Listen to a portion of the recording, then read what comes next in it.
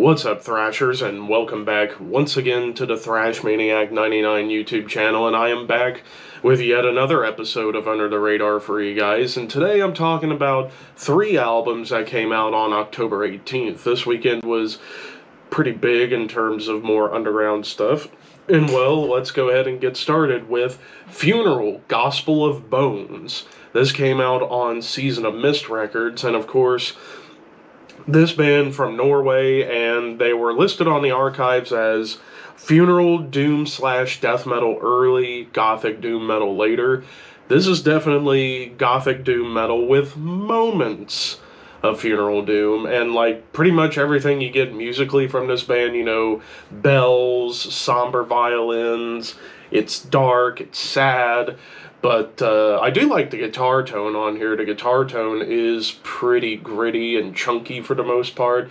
Some great clean melodies. It gets into some acoustic parts. It chugs a little bit. Beautiful piano, some atonal riffs, and female vocals.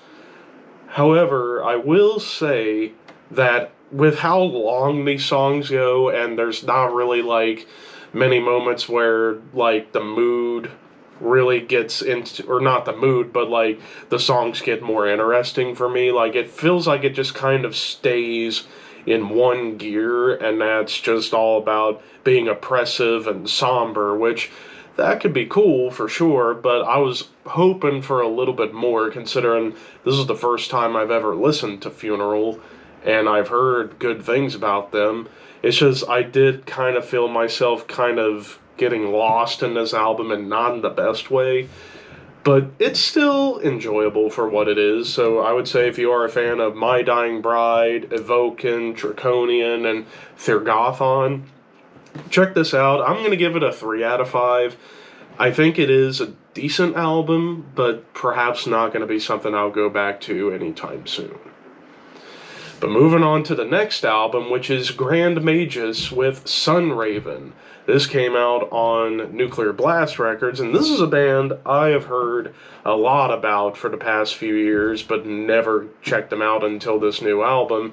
And they're listed as heavy / doom metal, so I was expecting some stuff to kind of sit in between that, and, well, I got what I asked for. Great mix of classic heavy metal and doom metal. I love the production on here. The production and the mix, it's gritty. It has an old school, like, early 80s mix to it, which is really cool. And what I really like is how diverse the songwriting is. Like, you do get a lot of like speedy gallops in the vein of classic heavy metal, but you also do get some like cool like doomy stomps, even triplet swings, chugging riffs even. Although one thing that I think really makes this album stand out are the vocals. Like, the vocals almost sound more geared towards a stoner metal or stoner rock band, but it definitely works on here. Like I said, the production's gritty. There's some awesome shredding leads. Some of the riffs get flat out intense. There's some tasty clean melodies and really tasteful drum work on this album too, from top to bottom. And, well, if I were to complain about anything on here, maybe the album does kind of overstay its welcome a little bit too long, but it's still really fun. If you are into bands like Smolder, Visigoth, Candlemass, and I would dare even say Manowar, check this out. I'm going to give this 3.5 out of 5. I thought this was some really fun, just metal. And the final album I'm talking about is Feral, to Usurp the Thrones. This came out on Transcending Obscurity Records, and of course this is a Swedish death metal band that actually does sound like Swedish death metal. Boss HM2 tone all throughout, and you know how much of a whore I am for that sound. But this album is all over the map. Like, it feels like a proper death metal sampler platter. Like, it gets really thrashy. It gets straight up death metal with the blast beats and tremolos. It borderlines on melodic death metal at times when there are some melodies that pop up. It gets thrashy. There's even one song where it starts off a little bit doomy, but it's still filled with groove and punk and hardcore attitude in some of these songs. So it's basically like an all-encompassing Swedish death metal album. and it also gets into double time stomps here and there on certain tracks. And of course, your classic death metal triplet chugs show up on a song or two. And, well, again, the only complaint that I have about this album is similar to Grand Mage's.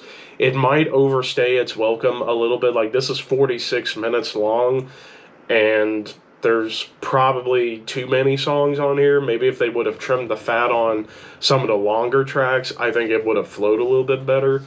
But if you're a fan of, Entomb, Dismember, Bloodbath, Grave, check this out. I will also give this a 3.5 out of 5. I thought this was still some really good Swedish death metal. But of course, those are just my opinions. What did you guys think? And of course, links to the albums will be in the description box for you guys to check out.